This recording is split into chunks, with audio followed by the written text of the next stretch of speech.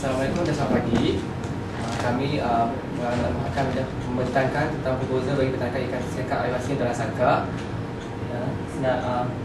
Terlebih dahulu saya perkenalkan sahabat-sahabat saya. Terlebih dahulu kanan saya Muhammad Rushidi bin Cik selaku pengarah operasi, Muhammad Syarul Anwar bin Ibrahim pegawai pemasaran, dan sahabat saya yang seterusnya Muhammad Rafi'i Muhammad dengan pengurus. Okey, peternakan kami akan projek yang kami akan jalankan ialah peternakan ikan sekak air masin dalam sangkar.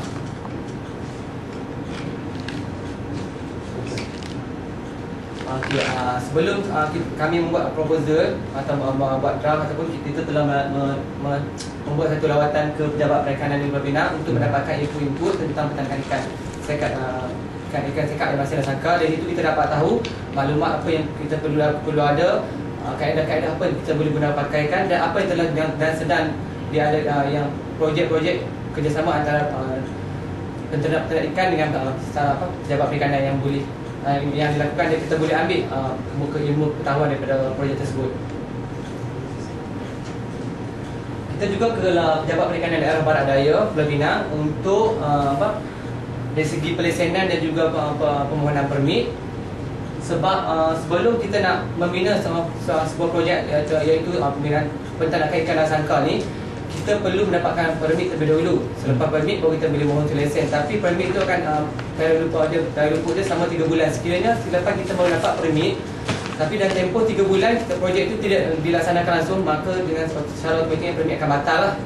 Apabila dalam tempoh 3 bulan tu, apabila kita memasang sangkar, Pejabat Perikanan akan pergi buat pemantauan. Dia akan tengok balik sama ada okey, okey tak okey apa yang kita buat. Lepas itu baru kita buat permohonan lesen, dan permohonan lesen akan dilakukan. Selalunya permohonan lesen ni kita kena bayar dan tempoh dia setahun.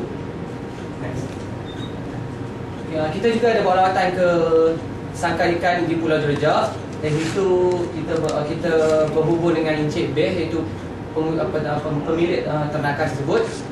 Dari sini, tapi sangkar yang kita pergi ni masih lagi menggunakan kayu sebagai platform asasnya. Tapi sangkar yang kita buat ni memakaikan HDPE yang berkualiti tinggi, iaitu lebih tahan lama lah. Yang ini sangat sangkar yang dapat di Pulau Jerejak Pulau Pinang. Jadi ini syaratan organisasi yang terdiri daripada saya selalu pengurus. Yang kedua adalah penolong pengurus. Di bawah penolong pengurus kita ada kerani pentadbiran dan juga kerani kewangan yang menguruskan bahagian pentadbiran dan kewangan sendiri gaji. Kita ada pegawai operasi.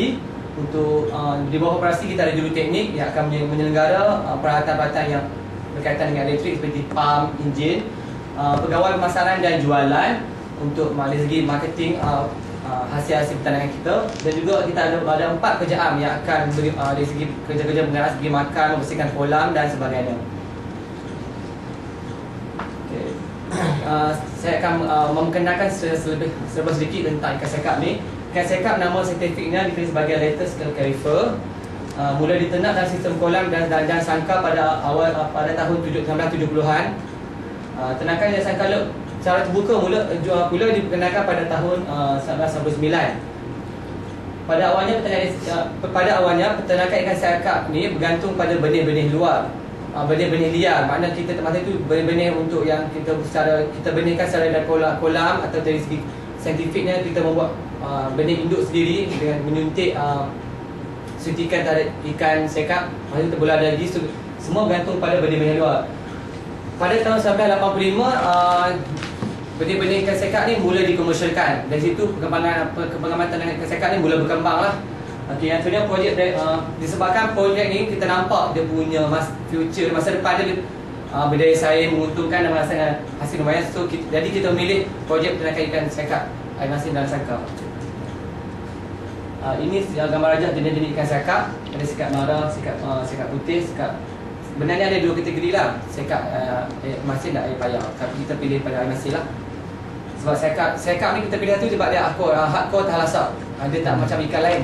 Dia memang diserang penyakit, tapi peratusan diserang penyakit dan kematian ikan ni adalah rendah.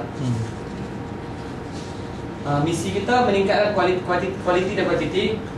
Permintaan terhadap ikan sekak ni di pasaran memang tinggi. So sekarang ni permintaan masih lagi permintaan melebihi pada penawaran. Jadi sebab tu kita memilih projek ini untuk meningkatkan kualiti dan kuantiti, membuka peluang pekerjaan, mengundi peluang syarikat setempat dan juga luar negara. Sebab pasaran untuk ikan air cekap ni daripada Hong Kong, China dan juga negara Asia lain memang luas. So, keuntungan yang kita dapat tu, sekiranya berjaya projek ni, kita boleh pasarkan ke luar negara juga lah. Mengurangkan pengimportan ikan ke luar negara. Sebab kita tahu kita masih lagi mengimport ikan-ikan daripada negara terutama Thailand. So, jadi kalau kita sebagai kami sebagai mahasiswa ini atau dalam mahasiswa lain, bila berkecimpung dalam bidang pengusaha ini, macam usaha yang seperti yang disadangkan oleh pihak kerajaan dan berbagai dana dan modal yang diberikan, saya rasa melibatkan diri dalam bidang penternakan atau iaitu pertanian atau berusulkan perniagaan adalah pentinglah. Mengubah persepsi masyarakat terhadap peserta industri perikanan negara, kita nak bagi satu minat yang optimistik kepada masyarakat bahawa bidang perikanan negara ini berkembang dari semasa ke masa, memang berkembang dan dapat memberi jaminan yang lumayan. Objektif kita membantu meningkatkan pendapatan. Setiap objektif meningkatkan pendapatan, mewujudkan pasaran yang berdaya saing dan memenuhi kehendak pasaran. Dan ketiga, membesar dan mengemaskan projek pada masa depan supaya dapat menjana keuntungan yang lumayan. Untuk kenyataan pasaran, saya menjemput sahabat saya, Muhammad Rafiq, untuk membuat pasaran. Okey, saya sambung seterusnya dari segi penyataan masalah. Masalah yang kita berkaitan dengan 3 aspek utama lah. Dari segi memulakan projek, menjalankan projek dengan ternak ikan cekap. Yang mana masalah sebelum memulakan projek ni, pihak kami perlu mendapatkan informasi berkaitan dengan ikan cekap lah. Yang mana kita pergi lawatan ke pejabat-pejabat untuk dapatkan maklumat mengenai ikan cekap ni. Seterusnya kita masalah menjalankan projek. Apabila menjalankan projek ni, kita pertama sekali dari segi melibatkan kos modal lah, untuk membuat sangkar, untuk membeli benih, untuk pasarkan, semuanya memerlukan modal. Seterusnya kita tengok dari segi masalah berkenaan ikan cekap ni, yang mana kekurangan pengalaman dan pengetahuan. Apabila penternak itu kurang dari segi informasi ataupun maklumat yang didapat, dia akan menyebabkan masalah peternakan ikan ni akan timbul lah, menyebabkan kekurangan dari segi pengalaman dia. Kita lihat dari segi masalah peternakan ikan cekap ni juga melibatkan dengan keadaan suhu, cuaca, tahap kebersihan dan penyakit yang berkaitan ikan. Yang mana suhu air ni yang mengaruhi masalah ikan. Apabila keadaan suhu tu tinggi, dia menyebabkan ikan tu keadaan mati ataupun tidak dapat mengeluarkan benih dengan kuantiti yang cukup lah. So ini dari segi cuaca, yang mana cuaca ini juga mempengaruhi ikan tersebut, yang mana cuaca ini apabila suhu terlalu panas menyebabkan sangkar itu perlu lebih mendalami lagi lah. Sebab dari segi cuaca, dari segi permukaan air panas, ikan sangkar tu kena pakai dalam. Okay, seterusnya kita tengok siapa atau faedah projek. Yang mana dari segi pertama sekali mempunyai sumber pendapatan. Yang mana sumber pendapatan ini perlu mendapatkan modal daripada mana-mana bank untuk membina sebuah sangkar untuk penaikan ikan. Seterusnya dari segi memenuhi permintaan pasaran, yang mana permintaan pasaran ni melalui ikan cekap ni banyak permintaan. Yang mana permintaan ni kalau bagi ke pasaran raya untuk ikan cekap itu, kalau kita lihat dia cepat habis dari segi permintaan yang amat tinggi. Seterusnya menggalakkan pengeluaran IKS, yang mana industri kecil ni, industri kecil sederhana ni dapat menguntungkan apabila penjualan ikan cekap itu dikeluarkan oleh pemborong-pemborong. Seterusnya dari segi menawarkan peluang pekerjaan, yang mana sahabat saya sebut tadi, sebenarnya apabila peternak ikan itu, dia perlu mendapatkan tenaga buruh daripada sumber kerja lain untuk memasarkannya atau mempromosikannya. Sebenarnya mempunyai pengalaman yang tidak ternilai, pengalaman ini memupuk semangat pada diri mereka untuk mendapatkan keuntungan yang lebih lah. Next. Okey, ini adalah contoh lokasi yang kita buat di Pulau Jeddah, yang mana populasi yang Pulau Jeddah ni adalah strategik yang amat penting mempengaruhi peternak ikan, yang mana dia melibatkan dengan laut yang luas dari segi kesepadanannya. Dia tidak melibatkan dengan unsur-unsur perkilangan ataupun dari segi faktor-faktor dari segi kenderaan dan sebagainya. Ini adalah satu tapak projek yang kita cadangkan untuk membuat sangkai ikan peternak sangkai ikan siakat air masin. Saya rasa tapak ini amat sesuai untuk kita jalankan sebab dia di kiri kanannya adalah melibatkan dengan pasar-pasar store yang melibatkan ikan siakat itu dapat mendapat permintaan yang cepat. Okey, ini adalah dari segi kajian pasaran yang mana kita buat analisis pasaran ini, kita melibatkan dengan pasaraya yang melibatkan kita menemukan antara pembeli-pembeli ikan siakat itu, yang mana mereka ini berpuas hati dengan ikan siakat kerana dari segi kualiti dan mungkin dari segi keenakan daging ikan siakat itu. Jadi seterusnya dari segi potensi pasaran, yang mana potensi pasar dalam pasaran ini melibatkan banyak agensi yang terlibat untuk memasarkan ikan siakat ini, yang mana potensi ini melibatkan syarikat-syarikat yang mengambil ikan siakat ini untuk dipasarkan kepada pasaraya, restoran dan sebagainya. Seterusnya kita lihat dari segi pasaran semasa berkaitan ikan siakat. Pasaran semasa ini kita lihat dari segi permintaan daripada permintaan pasaran ikan ini, kita lihat dari segi permintaan masyarakat terhadap ikan siakat ini amat menguntungkanlah apabila sebagai pengeluar ikan dia cepat untuk mendapat pasaran. Sebenarnya dari segi penjualan, yang mana dari segi jualan ikan ini pun kita lihat memang mendapati di mana-mana pasaraya peternak ikan siakat ini cepat dipasarkan. Sebenarnya dari segi sasaran jualan, yang mana sasaran jualan ini fokus utama dia untuk mendapatkan keuntungan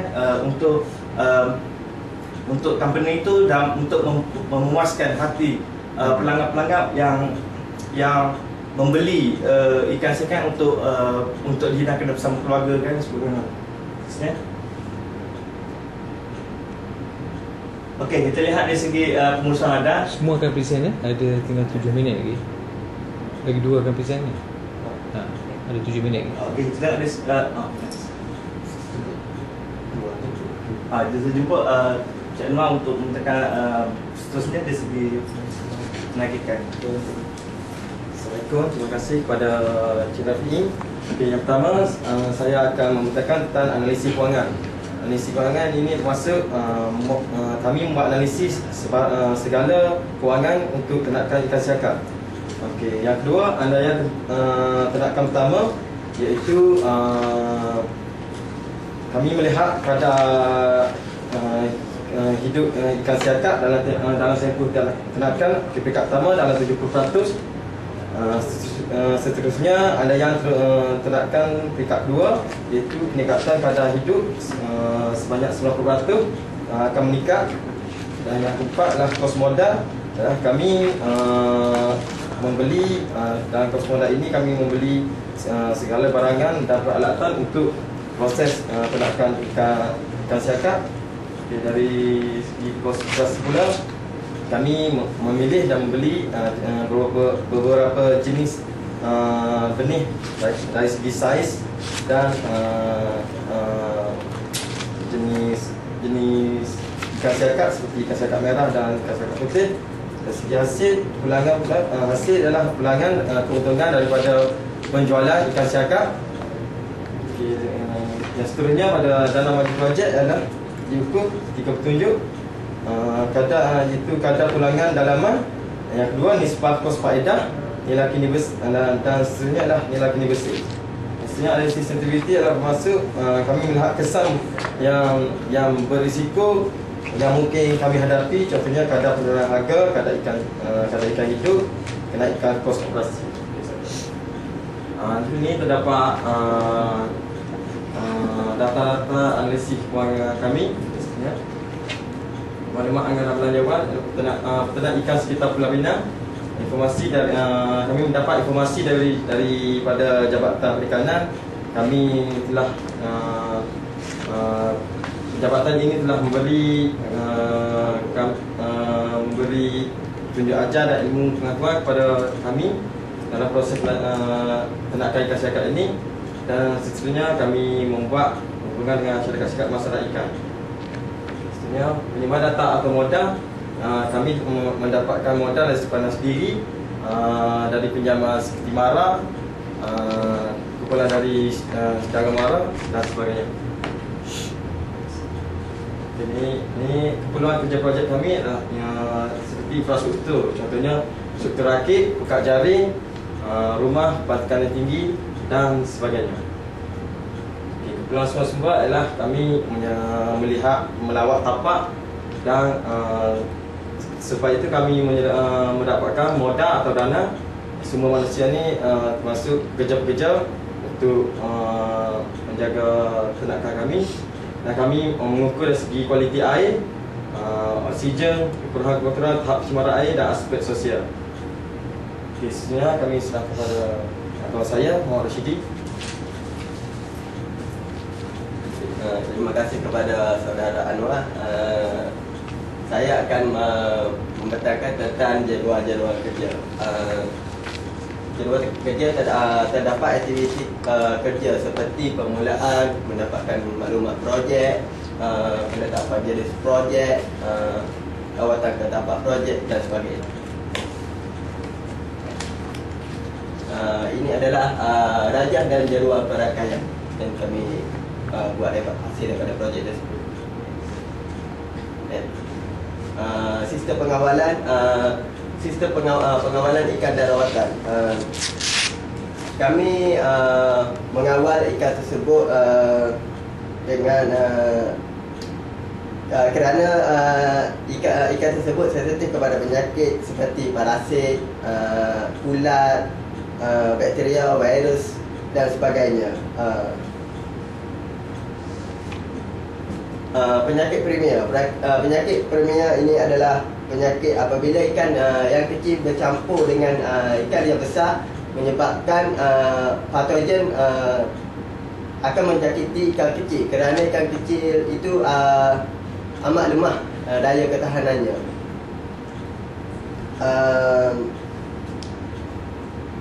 Penyakit sekunder.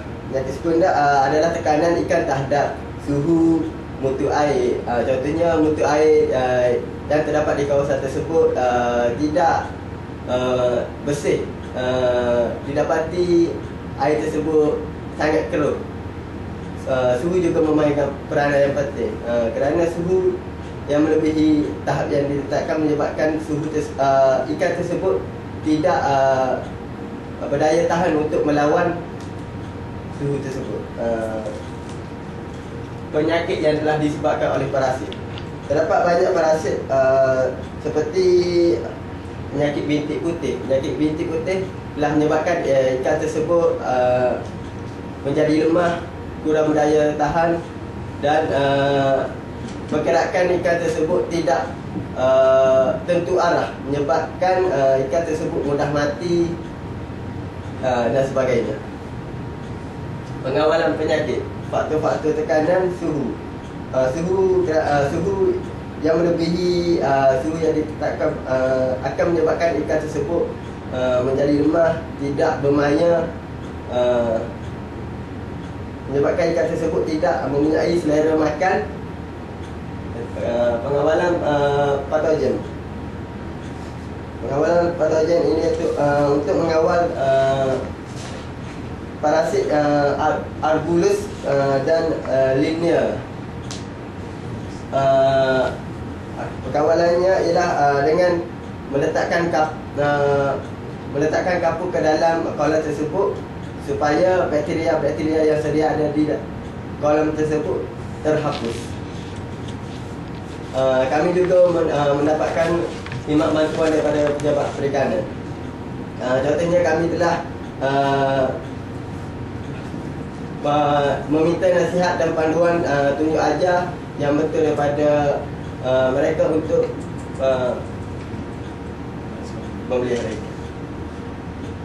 Risiko besar adalah risiko kematian. Cepat dengan buat kesimpulan. Seterusnya saya menjemput saudara. Okey, sebagai kesimpulannya, peternakan ikan sekak air masin ini amat menguntungkan. Projek peternakan merupakan bidang yang menguntungkan, mendapat sokongan daripada kerajaan. Kerajaan memberikan insentif yang banyak terhadap peternak yang baru dan menceburkan diri dalam bidang peternakan ini. Ada galakan, ada dana, ada pinjaman dan sebagainya. Mempunyai pasaran yang luas, begitu dalam negara dan juga luar negara, mendapat permintaan yang tinggi, marketable permintaan terhadap ikan ini, memberi peluang lumayan. Prospek utama dalam pembangunan negara, sebab masa mantan Tuan Abdul Madawi dulu, Kementerian Pertanian ditukar kepada Kementerian Pertanian dan Industri Berasaskan Pertanian, asas tani. So, jadi kita ada slogan dia, pertanian adalah asas pada perniagaan. Jadi situ peternakan memang masuk dalam salah satu bidang pertanian. Jadi kita dapat kena pasti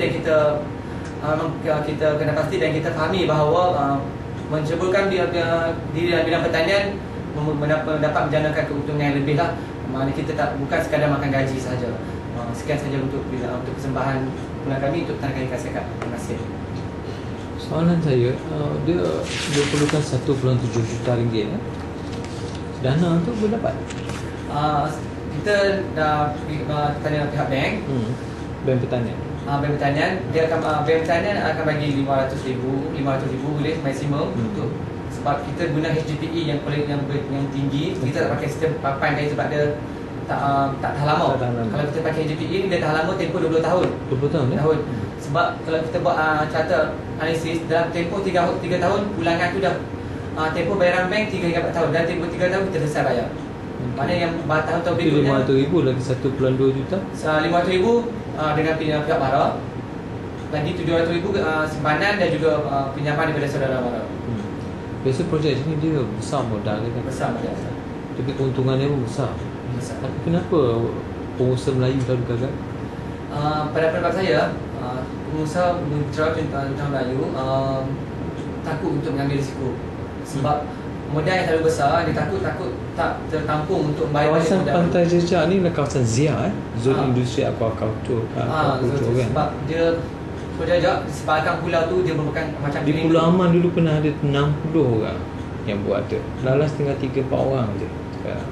Sebab masalah air pasang surut daripada itu kan. Kalau di Pulau Jejak ni dia tak ada kesan air pasang surut daripada ini kan.